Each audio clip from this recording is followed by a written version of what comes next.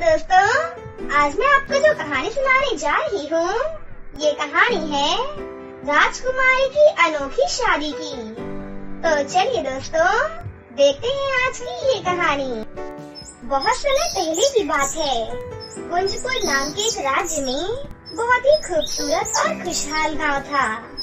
वहाँ की रानी मधु अक्सर बीमार रहा करती थी, जिसकी वजह से वो अपने बेटे की शादी कराने का फैसला करती हैं। रानी मधु जीते जी अपनी बहू का मुंह देखना चाहती थी, इसलिए वो जल्द से जल्द अपने बेटे की शादी करवाना चाहती थी।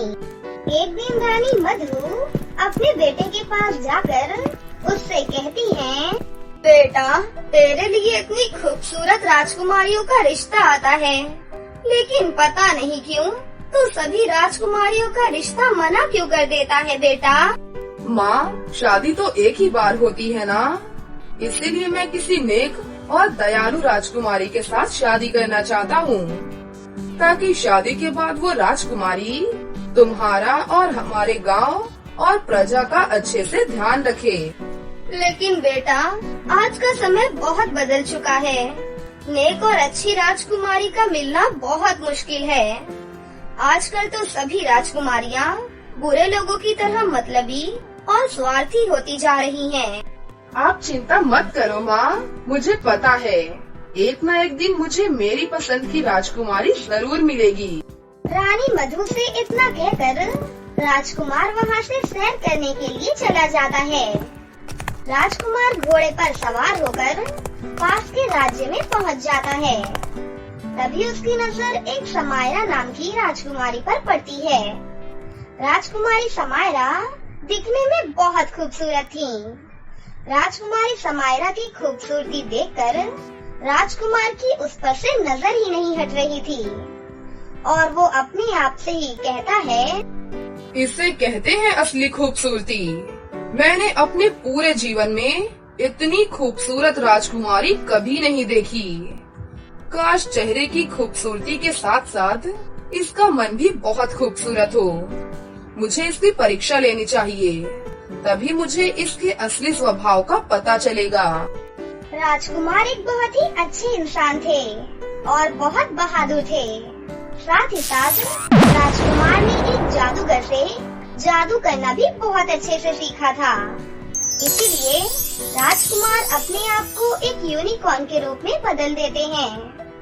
यूनिकॉर्न बना राजकुमार राजकुमारी समायरा के पास जाता है और उससे कहता है कि उसे बहुत भूख लगी है।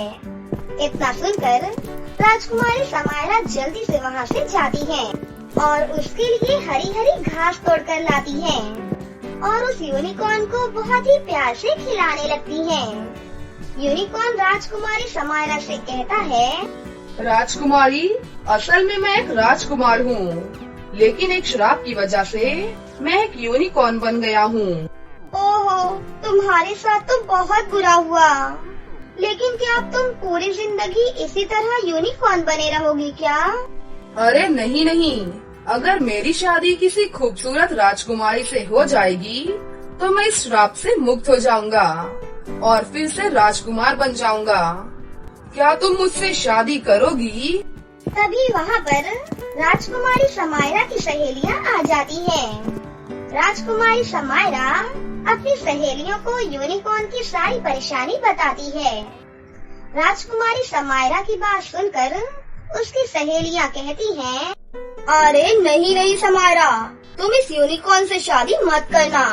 मुझे तो लगता है कि ये कोई राक्षस है। अगर तुमने इससे शादी कर ली तो ये फिर से राक्षस के रूप में बदल जाएगा और हो सकता है कि ये तुम्हें मारकर खा भी जाए। हाँ, मैं भी छाया की बात से पूरी तरह से सहमत हूँ। देख समायरा, तो हमारे राज्य की सबसे खूबसूरत राजकुमारी है, इसीलिए मुझे ऐसा लगता है कि ये यूनिकॉर्न एक मायावी यूनिकॉर्न है। बहला फुसलाकर वो तुझे अपने जाल में फंसाना चाहता है। तू गलती से भी इस मायावी यूनिकॉर्न के जाल में मत फंसना। चल यहाँ से। हो सकता है कि तुम लोगों की बात सच भी हो, लेकिन सिर्फ तुम्हारे शक की वजह से इसे ऐसी हालत में छोड़ना ये तो गलत है ना। इसका परिणाम कुछ भी हो, लेकिन मैं इस यूनिकॉर्न से शादी करके इसे इसके असली रूप में लाना चाहती हूँ।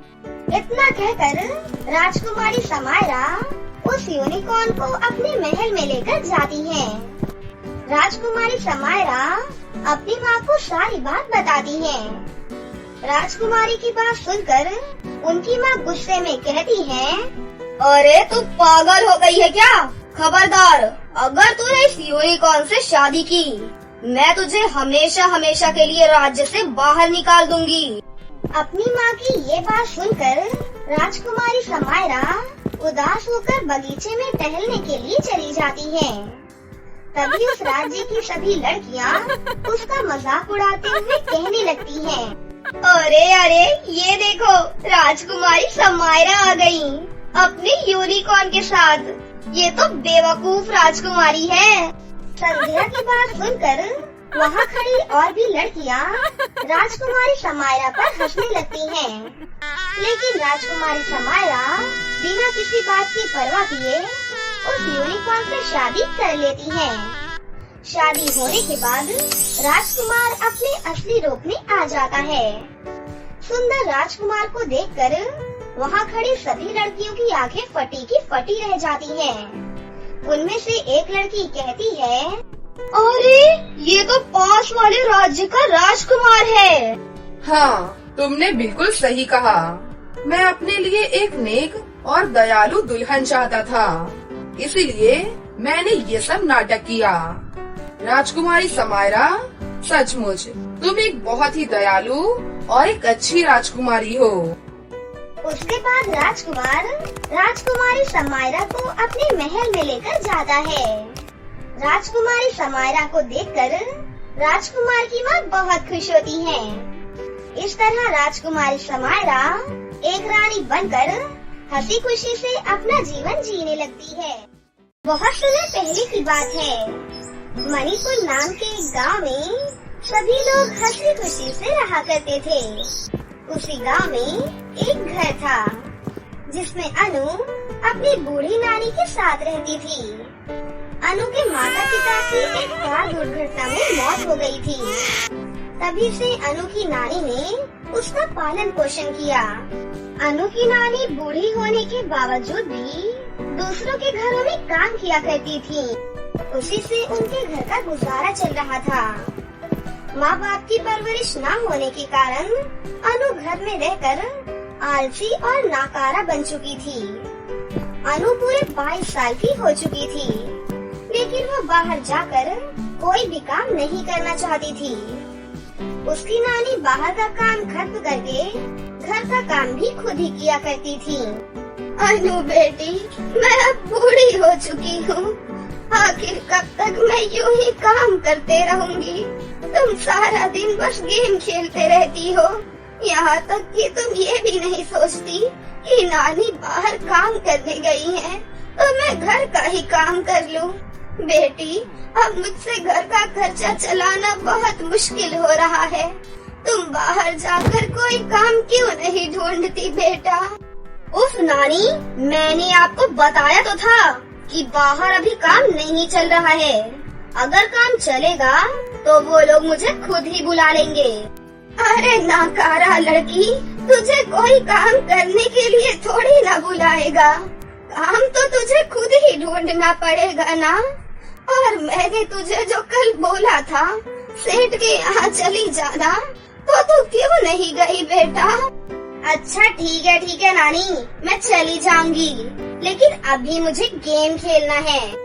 अनु के दिन यूं ही बीत रहे थे और अनु की उम्र बढ़ती ही जा रही थी, लेकिन वो ना काम करना चाहती थी और ना ही अपनी नानी की बात माना करती थी और सारा दिन आवारा लड़कों के साथ घूमा करती थी। और जब उसे भूख लगती तो वो घर पर आकर खाना खा लिया करती। और फिर एक दिन अनु की बचपन की सहेली स्वरा उससे मिलने के लिए आती है। प्रणाम नानी जी, कैसी हैं आप? और आपकी तबीयत कैसी है? ठीक हो बेटी, बस जैसे तैसे जी रही हूँ।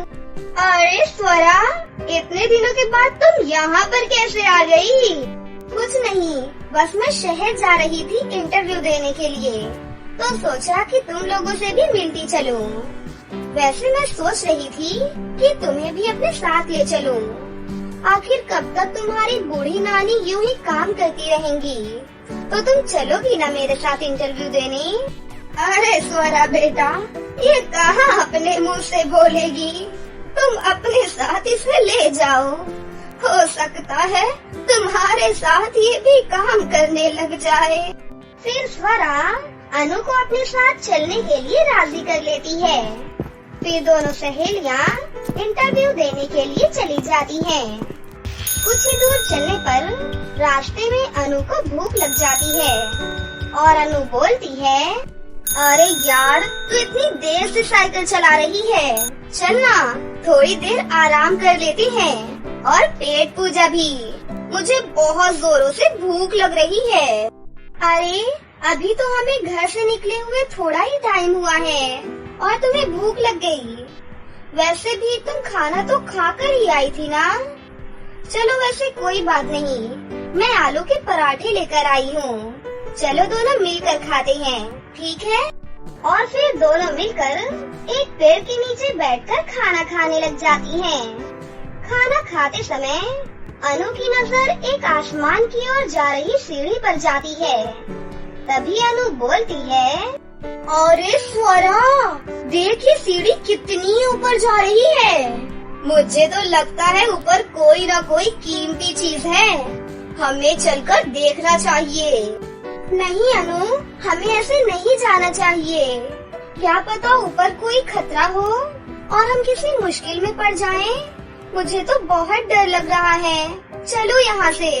तुम तो एक नंबर की डरपोक हो। मुझे तो लगता है ऊपर कोई अच्छी सी चीज होगी। मैं तो जा रही हूँ। तुम्हें आना है तो आ जाओ, नहीं आना तो यहीं पर मरो। इतना कहकर अनु सीढ़ियों पर चढ़ने लग जाती है। अनु को जाता हुआ देखकर स्वरा भी उसके पीछे पीछे चली जाती है। दोनों सहेलियाँ सीढ़ियों पर चढ़ते चढ़ते बादलों में पहुँच जाती हैं और वहाँ पहुँचने पर उन्हें सोने और चांदी के दो जादुई घर दिखाई देते हैं, जिन्हें देखकर दोनों चौंक जाती हैं। तभी अनु बोलती है, देखा स्वरा, मैंने तो पहले ही कहा था ऊपर कोई अच्छी सी चीज मिलेगी और यहाँ तो सोने और चांदी के घर मिल गए। अब तो हमें इंटरव्यू देने जाने की भी कोई जरूरत नहीं है। पूरी जिंदगी ऐश करेंगे। हाँ।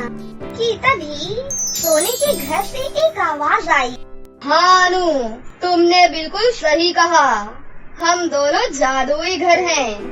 तुम मेरे घर में आ जाओ।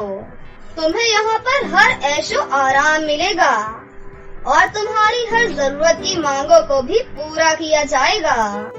फिर दूसरा चांदी का घर बोलता है, नहीं अनु, तुम मेरे घर में आ जाओ।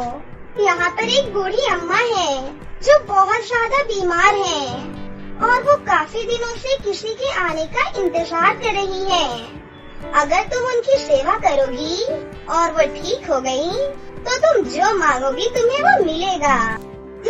मैंने तो अपनी दादी की भी कभी बात नहीं मानी और उस बुढ़िया की मैं सेवा करूं।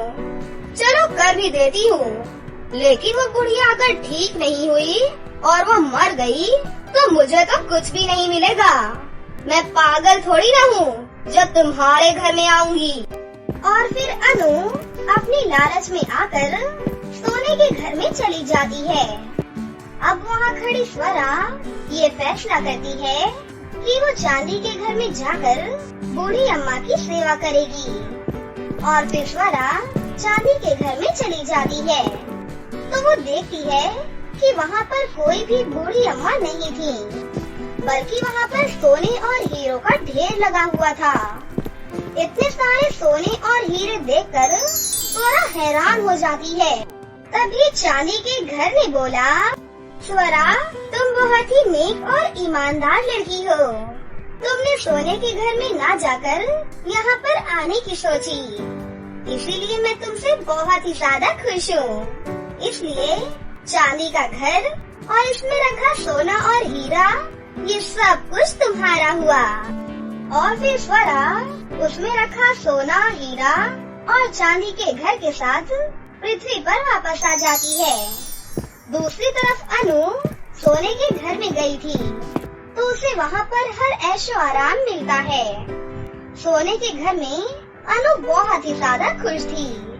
लेकिन कुछ दिन यूं ही बीतने के बाद अनु सोने के घर में बोर हो गई और अपने घर आने की सोचने लगी। लेकिन जैसे ही अनु दरवाजा खोलने के लिए जाती है तो वो दरवाजा खुलता ही नहीं। अरे मुझे अपने घर जाना है, ये दरवाजा खोलो। क्यों?